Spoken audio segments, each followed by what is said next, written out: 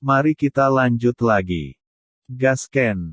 Su Wuzu tertegun sejenak dan melihat ke lapangan. Ditemukan bahwa di aula Yanwu, 3 murid Seng Feng terbaring di tanah setelah dipukuli. Dimanapun dia berbicara dengan arogan, itu adalah murid Wu Feng. Cui Yiming, kami tidak dapat mewakili murid-murid Seng Feng. Kami tidak dapat mengatakan bahwa keterampilan kami lebih rendah dari yang lain. Jangan menghina murid-murid Seng Feng. Seorang murid Seng Feng berdiri dan berteriak dengan marah. Pria bernama Cui Yiming menggelengkan kepalanya dan berkata, "Saya mendengar bahwa Anda termasuk di antara murid-murid dalam, dan Anda dianggap sebagai keberadaan yang baik. 3 alam Xiantian lapisan kelima tidak dapat mengalahkan saya bahkan jika mereka bergabung. Apakah ada yang salah dengan saya mengatakan ini?" "Kamu," seorang murid Seng Feng berteriak dengan marah. "Apa yang kamu? Jika kamu kalah, serahkan sumber daya murid batin bulan ini," kata Cui Yiming. Tidak mau, ketiganya mengeluarkan sumber daya yang baru saja mereka terima dari tangan mereka dan melemparkannya ke Cui Yiming. "Hei, mengapa repot-repot? Bahkan mengetahui bahwa kamu akan kalah, kamu masih bertaruh denganku. Sumber dayanya terbatas, dan jika kamu memberikannya kepadaku, kamu akan semakin tertinggal." Cui Yiming menghela nafas, "Aku pergi ke puncak lainnya untuk menantang, dan aku tidak kalah secepat kamu." Tidak heran Jiu Feng Holy Peak adalah yang terpendek. Su Wuzu mendengarkan dengan ekspresi bingung di wajahnya. Bukankah Seng Feng yang terkuat mengapa? Itu adalah yang terlemah di mata puncak lainnya. Saint Peak memiliki jumlah murid paling sedikit, bukankah itu alasan mengapa para murid tidak mau memasuki Saint Peak? Puncak belajar dari satu sama lain, dan sumber daya adalah taruhannya. Kita tidak bisa mengatakan bahwa keterampilan kita lebih rendah dari yang lain. Tapi saya harap Anda akan menahan mulut Anda. Puncak suci saya tak berawak. Murid itu mendengus dingin. Lagi pula, saya belum melihat murid yang luar biasa dari puncak suci Anda. Cui Yiming berkata, "Bersiaplah. Segera akan ada putaran baru alokasi sumber daya. Jika ini kasus dengan puncak suci Anda, sumber daya yang dialokasikan bahkan lebih sedikit." Kalimat ini membuat banyak murid tersipu, dan puncak suci mereka berada di bagian bawah kompetisi untuk sumber daya dari 9 puncak setiap tahun. Ini juga menyebabkan fakta bahwa murid-murid Seng Feng semakin buruk dan lebih buruk daripada puncak lainnya.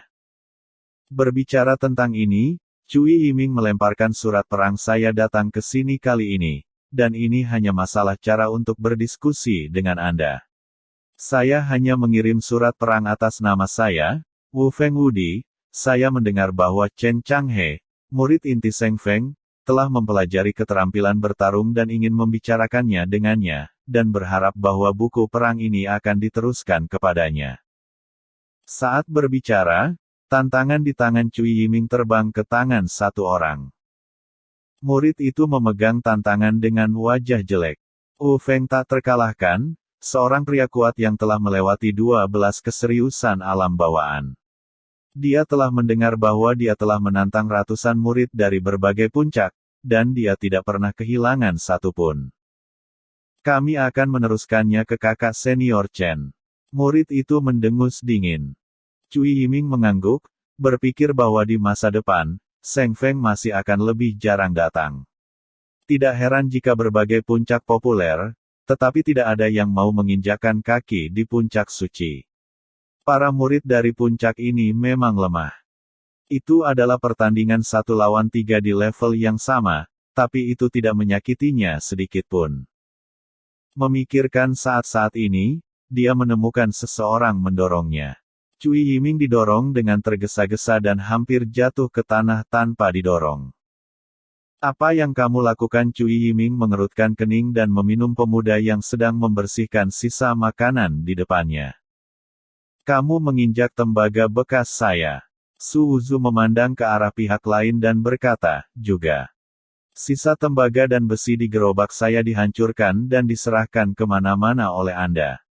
Anda harus membantu mengambilnya." Cui Yiming terkejut dan mau tidak mau melirik Su Wuzu. Mereka yang membersihkan sisa-sisa adalah murid tingkat terendah di setiap puncak. Murid seperti itu biasanya melihat mereka gemetar. Tapi sekarang pihak lain justru menuduhnya. Untuk apa kau melihatku datang dan bantu aku mengambilnya? Su Wuzu berkata kepada Cui Yiming. Aku tidak punya moral dalam hidup. Tidak hanya Cui Yiming yang menatap Su Wuzu, tetapi murid Seng Feng lainnya juga menatap Su Wuzu. Dalam 3 hari terakhir, mereka telah melihat Su Wuzu datang ke sini untuk membawa besi dan tembaga compang camping, tetapi mereka tidak peduli dengan murid luar. Tapi sekarang murid luar ini sedang memberi pelajaran kepada murid dalam Wu Feng, Cui Yiming. Aku tidak peduli padamu, kata Cui Yiming. Mendengar apa yang dia katakan, dia, yang sedang mengambil besi tua, melemparkan besi tua di tangannya langsung ke kakinya. Menatapnya, dia berkata, ambil. Mata semua orang tiba-tiba menatap Su Wuzu, dan mereka tidak pernah berpikir bahwa Su Wuzu bisa melakukan tindakan seperti itu. 3 murid yang baru saja dikalahkan buru-buru menarik Su Wuzu dan berkata, tendon itu salah, jangan keras kepala, jangan membodohi dirimu sendiri. Su Wuzu tersenyum pada ketiga muridnya, memandang Cui Yiming dan berkata, saya awalnya berpikir bahwa Anda secara tidak sengaja menjatuhkan, jika Anda membantu mengambilnya, itu akan baik-baik saja. Tapi saya sangat sombong ketika saya menabraknya.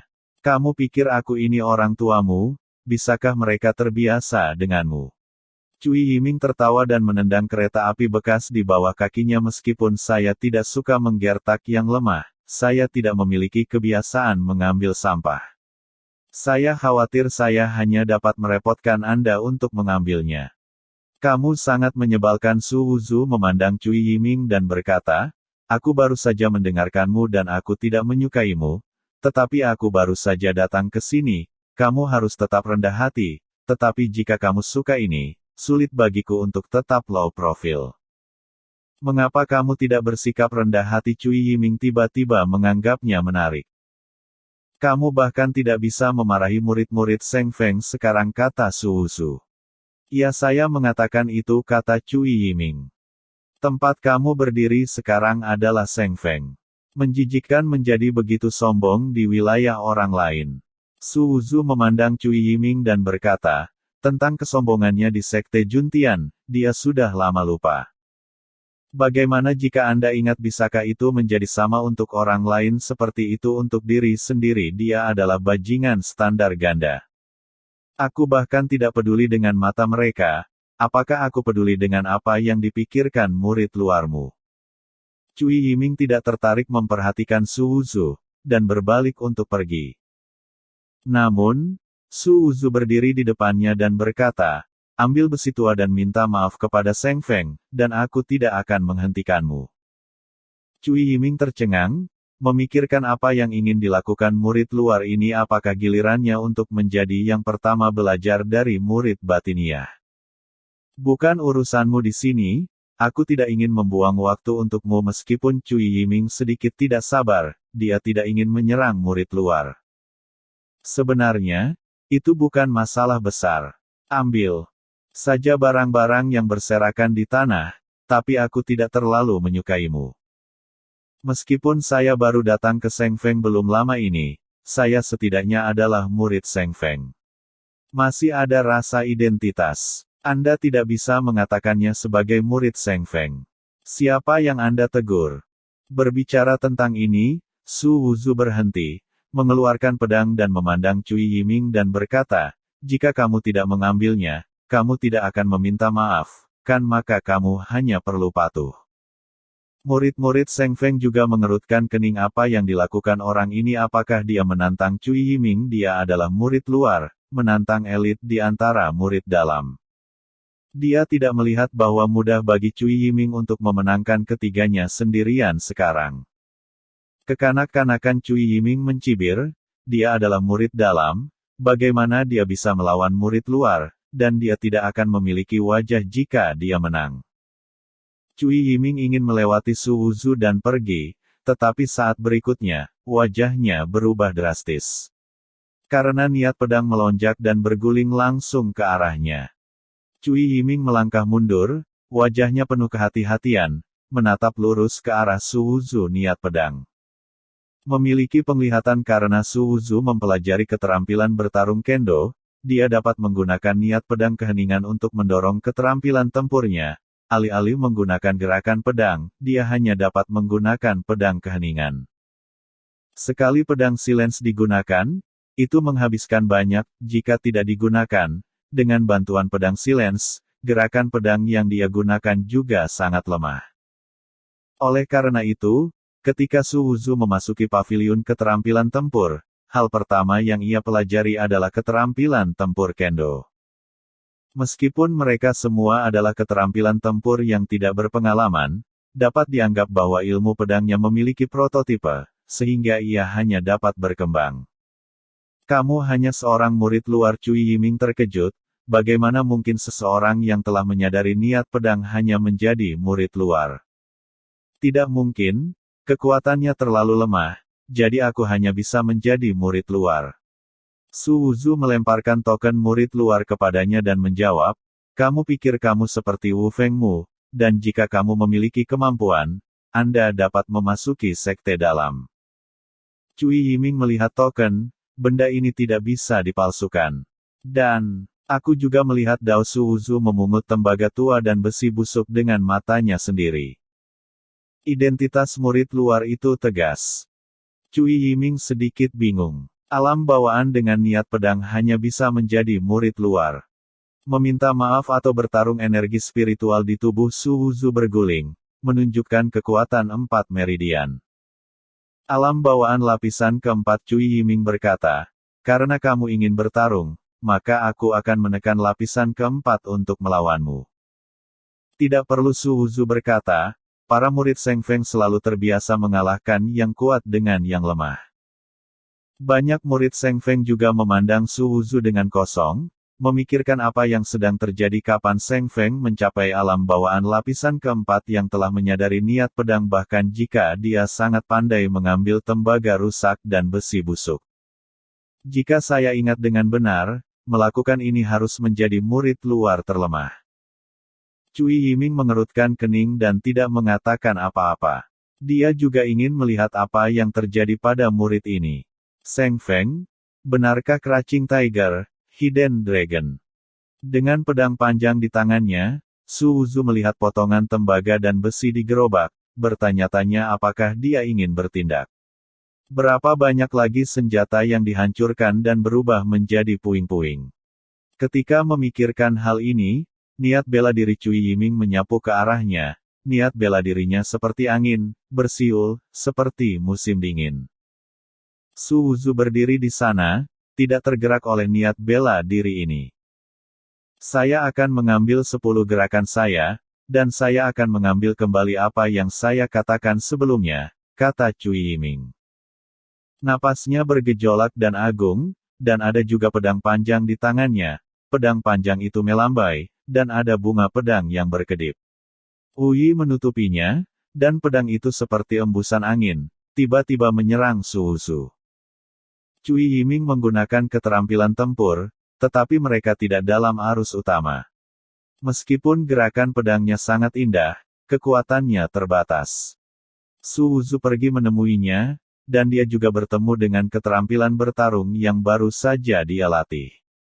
Setelah melatih begitu banyak keterampilan bertarung, saya hanya menggunakan tangan Cui Yiming untuk mengasah dan membiasakan diri dengannya. Pedang musim gugur yang jatuh. Pedang Su Wuzu telah menjadi seperti daun, dan energi pedang beriak saat mengapung, dan itu tidak dapat diprediksi, meskipun Cui Yiming cepat, dia hanya bisa menahannya berkali-kali. Dan setiap kali dia melawan, dia merasa bahwa kekuatannya sangat besar, dan ada niat pedang yang menyerangnya. Cui Yiming bingung, tapi Luo Qiujian tahu itu. Itu hanya keterampilan tempur yang tidak berpengalaman, hanya gerakan pedang yang lebih halus. Tapi, kekuatannya sangat terbatas. Tapi tampilan Su Wuzu, bagaimana dia bisa merasakan kekuatan keterampilan tempur peringkat kedua?